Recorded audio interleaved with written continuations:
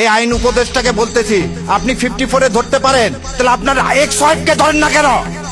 সে মৃত্যুদণ্ড ঘোষণা করতেছে আমাদের, আপনার কানে ঢোকে না? বেঈমান কোথাকার! হাতির রক্তের সাথে বেঈমানি করে আপনি 54 প্রয়োগ করে আবার সে কি করতেছেন? দাড়ি টুপি আলাদা করতেছে। আমার মাদ্রাসার ছাত্ররা কি ভুলে গেছেন যাত্রাবাড়িতে কিভাবে রক্ত দিয়েছে? এই রক্তের উপর বেঈমানি করতে আপনার লজ্জা লাগে না? লজ্জা লাগে না আপনার?